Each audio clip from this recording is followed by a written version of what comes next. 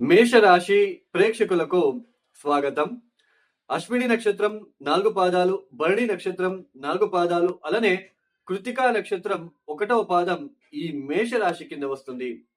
శ్రీ పరాభవనమ సంవత్సరంలో ఈ మేషరాశి వాళ్ళకి ముఖ్యంగా శని ఈ సంవత్సరం మొత్తం కూడా మీన రాశిలోనే, అంటే మీ జన్మ రాశి నుంచి 12వ స్థానంలోనే సంచారం చేస్తూ ఉంటారు.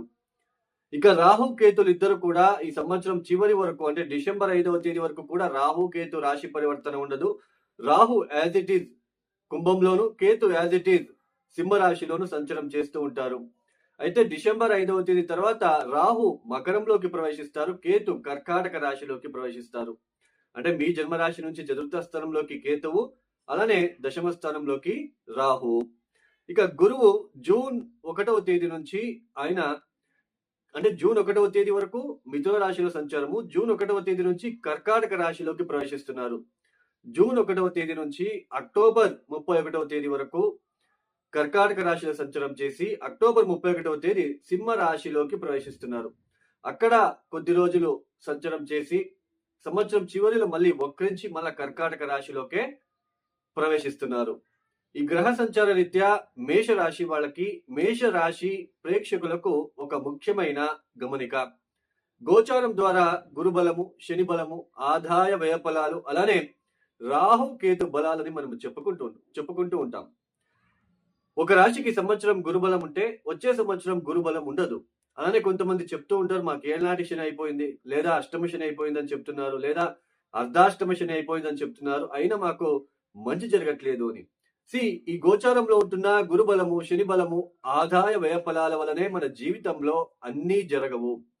మన వైయక్తిక జన్మజాతక రీత్యా శుభకారకత్వ గ్రహ దశలు గనక జరుగుతూ ఉన్నప్పుడు ఆ సమయం అంతా ఆ లైఫ్ లో ఎటువంటి ఇబ్బందులు రాకుండా స్మూత్ గా వెళ్తూ ఉంటుంది.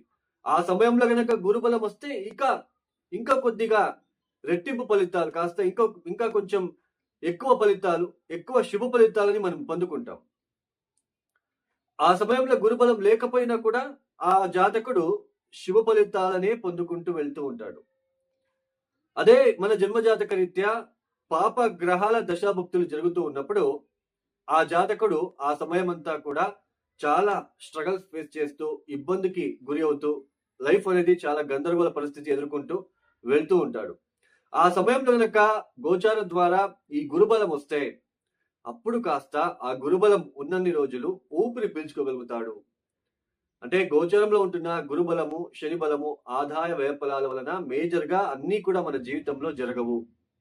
అలానే ముఖ్యంగా గోచరంలో మీరు చూస్తూ ఉంటారు, ఈ రాశుల వాళ్ళకి ఈ సంవత్సరం గజకేసరం పట్టబోతుంది, లేదా ఈ మాసంలో విపరీత రాజయోగము, బుధాదిత్య యోగము, శుక్రదశ పట్టబోతుంది. ఇవన్నీ కూడా గోచారంలో వర్తించవు. అవి మన జన్మజాతక రీత్యా ఉంటేనే, వాళ్ళ గ్రహ దశ వచ్చినప్పుడే అప్పుడు యాక్టివేట్ అయ్యి మనకి యోగదాయక ఫలితాలు అనేది ఇస్తాయి. అలానే గజకేసరి యోగం కూడా 100 మందిలో ఒకరికి మాత్రమే ఉంటుంది, ఒకరికి ఉంటే ఎక్కువ. అలానే శుక్రమహాదశ కూడా 100కి 20% మాత్రమే వర్తిస్తుంది. సో వాస్తవాన్ని గుర్తించడానికి ప్రయత్నాలు చేసుకోండి. ఇక శ్రీ పరాభవనమ సంవత్సరంలో ఈ మేష రాశి వాళ్ళకి జూన్ 1వ తేదీ వరకు గురువు తృతీయ స్థానంలోను, జూన్ 1 నుంచి అక్టోబర్ 31వ తేదీ వరకు చతుర్థ స్థానంలోను, అక్టోబర్ 31 దాటిన తర్వాత పంచమంలోను, సంవత్సరం చివరిలో మళ్ళీ వక్రించి చతుర్థ స్థానంలోను సంచారం చేస్తూ ఉంటారు. ముఖ్యంగా మీకు ఏనాటి శని జరుగుతూ ఉంది. ఏనాటి శని అనగానే చాలా మంది భయపడుతూ ఉంటారు.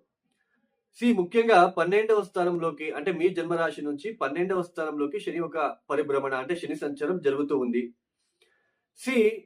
ఇక్కడ ముఖ్యంగా అష్టకవర్గ బిందులు అనేది ఉంటుందండి. ఆ ప్లానెట్ మనకి ఎంతవరకు మనకి ఇబ్బందికి గురి చేస్తుంది, లేదా మిశ్రమంగా ఉంటుందా, లేదా ఇబ్బందులు పెట్టినా మనం ఎంతవరకు బయటపడతాము అనేది అష్టకవర్గ బిందువుల ద్వారా తెలుసుకోవచ్చు.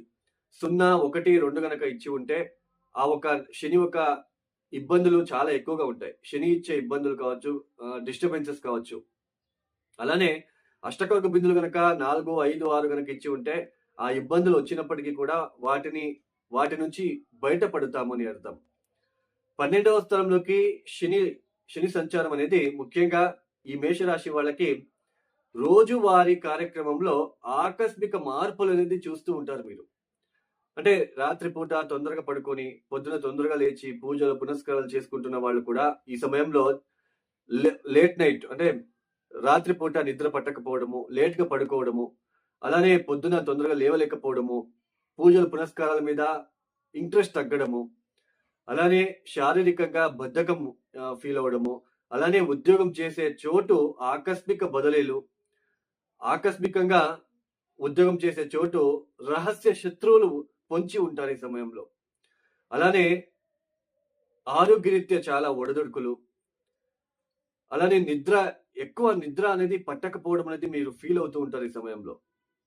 జీవితంలో ఏదో ఒకటి తెలియని స్ట్రగల్ లాగా అనిపిస్తూ ఉంటుంది.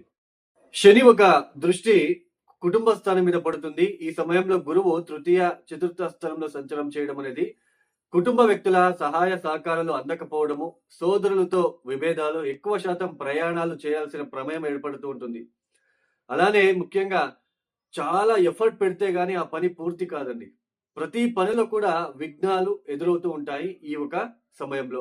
ఆర్థికంగా కూడా ఎక్కువగా ఖర్చులు పెరిగిపోతూ ఉంటాయి. ఏదో ఒక విధానంతో ఖర్చులు లేదా ఇన్వెస్ట్‌మెంట్ చేయడము, ఎక్కడో ఒక చోటు రాంగ్ ఇన్వెస్ట్‌మెంట్ చేశాను. ఈ విషయానికి నేను పెట్టుబడి పెట్టాల్సింది కాదు అన్నట్టుగా మీరు ఫీల్ అవ్వడానికి కూడా ఇక్కడ ఛాన్సెస్ అనేది ఉంటుంది.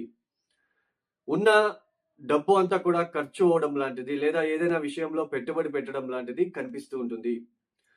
అలానే ముఖ్యంగా ఈ చతుర్థ స్థానంలో జూన్ 1వ తేదీ తర్వాత గురువు యొక్క సంచారం ప్రారంభమవుతుంది. ఇక్కడ మానసిక క్లేశము, అలానే తల్లి ఆరోగ్యం విషయాలలో ఇబ్బందులు, అలానే చదువుకునే పిల్లలకి కాన్సంట్రేషన్ తగ్గడం లాంటిది, ఉన్న ఇల్లు మారడం, ఆకస్మికంగా ఇల్లు మారే అవకాశాలు అంటే స్థాన బదిలీలు ఎక్కువగా ఉంటాయి. ఉన్న ప్లేస్ అయినా అయ్యుండొచ్చు, లేదా ఉద్యోగం చేసే చోటు అయినా అయ్యుండొచ్చు, లేదా వాసించే నివాసం అంటే ఇల్లు కూడా అయ్యుండొచ్చు. మొత్తానికి ప్లేస్ చేంజ్ అనేది కనిపిస్తూ ఉంటుంది. ఈ సమయంలో ఇల్లు కొనుగోలు చేయాలి, వాహనం కొనుగోలు చేయాలి, లేదా ఏదైనా భూమి కొనుగోలు చేయాలని వెళ్లి అప్పులు చేసి లేదా లోన్‌కి అప్లై చేసి మీరు కొనుగోలు చేసి ఆ లోన్ తీర్చడానికి ఎలా తీర్చాలి? ఏం చేయాలి? సో, ఇలాంటివి ఆవేదన ఎక్కువగా ఉంటుంది ఈ సమయంలో. మానసికంగా చాలా ఒడిదుడుకులు ఫేస్ చేస్తూ ఉంటారు ఈ ఒక సమయంలో. అలానే ముఖ్యంగా తల్లితో విభేదాలండి. మీ మాతృ సంబంధమైన విషయాలలో ఏదైతే ఉంటుందో వాటిల్లో ఈ డిస్టర్బెన్సెస్‌కి మీరు గురి అవుతూ ఉంటారు. అలానే వాహనం అపఘాతాలు జరిగే సూచనలు ఉంటాయి. చాలా జాగ్రత్తలు తీసుకోవాలి. ఇదేంటండి చతుర్థ స్థానంలో గురువు వస్తున్నాడు, ఉచ్చ స్థానము చాలా బాగుంటుందని చెప్తున్నారు. లేదండి. అర్ధాష్టమ గురువు అంటాం. చతుర్థ స్థానంలో గురువు వచ్చినప్పుడు అష్టకవర్గ బిందువులు కూడా మీరు చూసుకోవాలి. సామాన్యంగా చతుర్థ స్థానంలో గురువు వచ్చినప్పుడు చాలా ఇబ్బందికి గురి చేస్తాడు. మనకి సైటు లేదా ఇల్లు కొనుగోలు చేయాలనుకున్న వాళ్ళకి షార్టేజ్ ఆఫ్ మనీ వచ్చి లోన్ పెట్టాల్సిన ప్రమేయం ఏర్పడి లోన్ వచ్చినప్పటికీ కూడా దాన్ని సైట్ కొనుగోలు చేసినా కూడా ఆ లోన్ తీర్చడానికి మళ్ళీ ఇబ్బంది పడాలి. చాలా స్ట్రగల్ ఫేస్ చేయాలి. మానసికంగా మానసిక పరమైన డిస్టర్బెన్సెస్ అనేది మీకు కనిపిస్తూ ఉంటుంది ఈ సమయంలో. అలానే విద్యార్థులు చదువుల పట్ల చాలా అశ్రద్ధ చూపించడానికి ఆస్కారాలు ఉంటాయి. ఉద్యోగ బదిలీలు, స్థాన మార్పులు ఎక్కువగా మీకు కనిపిస్తూ ఉంటుంది. మీరే ఒకసారి చూడండి జూన్ తర్వాత. అలానే వాహనం విషయంలో చాలా జాగ్రత్తలు తీసుకోండి. వాహనం నుంచి వాహనం కోసం ఎక్కువ ఖర్చులు పెట్టాల్సిన ప్రమేయాలు ఏర్పడుతూ ఉంటాయి. అంటే మనశ్శాంతి అనేది ఉండదండి. మనశ్శాంతి ఉండదు. అటు ఉద్యోగపరంగా, ఇటు వ్యాపార పరంగా కావచ్చు, ఇంటికి సంబంధించిన విషయాలలో కావచ్చు. మొత్తానికి కాస్త మానసికంగా ప్రశాంతత లేకుండా ఉండడం అనేది మీరు చూస్తూ ఉంటారు. ఇంకా సంతానం విషయంలో కూడా డిలేస్ అవ్వడము, సంతానం నుంచి ఏదైనా డిస్టర్బెన్సెస్‌కి గురి అవ్వడము, సంతానం నుంచి డిస్టర్బెన్సెస్ అంటే వాళ్ళ ఆరోగ్యరీత్యా కావచ్చు, ఇట్లాంటివి. వాళ్ళ కోసం ఏదైనా మీరు చేయాల్సిన ప్రమేయాలు ఎక్కువ అంటే ఫైనాన్షియల్ పరంగా కావచ్చు, వాళ్ళ చదువులకి సంబంధించింది కావచ్చు, కొంచెం ఎక్కువగా టెన్షన్ పెట్టే ఆస్కారాలు ఎక్కువగా కనిపిస్తూ ఉంటుంది. అలానే ఇన్వెస్ట్‌మెంట్ చేసే విషయంలో చాలా జాగ్రత్తలు తీసుకోండి. అలానే మీరు ముఖ్యంగా సంతానం కోసం మీరు తీసుకునే నిర్ణయాలు కూడా చాలా పాజిటివ్‌గా ఉంటే చాలా మంచిది. అంటే ఎందుకంటే ఈ సమయంలో హాస్టల్‌కి వేయాలి లేదా దూరపు ప్రాంతానికి చదువుకోవడానికి పంపించాలి. ఇట్లాంటి విషయాలలో కాస్త డిలే అవ్వడానికి లేదా వాటిల్లో ఏదైనా డిస్టర్బెన్సెస్ రావడానికి ఛాన్సెస్ అనేది ఎక్కువగా ఉంటుంది. మొత్తానికి మేషరాశి వాళ్ళకి కాస్త డిస్టర్బెన్సెస్ అనేది ఎక్కువగా ఉంటుంది ఈ ఒక సంవత్సరంలో. ఈ మేషరాశిలో పుట్టిన అశ్విని నక్షత్ర జాతకులకు ముఖ్యంగా గురు సంచారం, శని సంచారం ఎప్పుడు బాగుంటుందో చూద్దాం. గురు సంచారం అనేది చూడండి, జూన్ 18వ తేదీ నుంచి అక్టోబర్ 31వ తేదీ వరకు చతుర్థ స్థలంలో సంచారం చేసే సమయంలో కూడా వీళ్ళకి కాస్త అనుకూలిస్తుంది. శని సంచారం ఎప్పుడు బాగుంటుంది అంటే ఈ సంవత్సరం మొత్తం కూడా శని వలన అయితే మీకు మేజర్ గా కాన్ఫ్లిక్ట్స్ కానీ డిస్టర్బెన్సెస్ కానీ ఉండదు. ఎందుకు అంటే శని ఉత్తరాభాద్ర రేవతి నక్షత్రంలో సంచారం చేసే కాలం అంతా ఆ రెండు నక్షత్రాలు మీ నక్షత్రానికి మిత్రతార పరమ మిత్రతార అవుతుంది కాబట్టి ఆ నక్షత్రం మీద శని పరిభ్రమణ మీకు పెద్దగా డిస్టర్బెన్సెస్ అనేది క్రియేట్ చేయదు. అలానే భరణి నక్షత్ర జాతకులకు గురు సంచారం ఎప్పుడు బాగుంటుంది అంటే చతుర్థ స్థానంలో తృతీయ స్థానంలో సంచారం చేసే సమయం మార్చ్, ఏప్రిల్, మే, జూన్ వరకు కూడా అనుకూలిస్తుంది.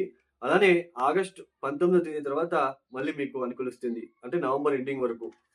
అలానే శని సంచారం ఎప్పుడు బాగుంటుంది అంటే మే 17 నుంచి శని సంచారం బాగుంటుంది.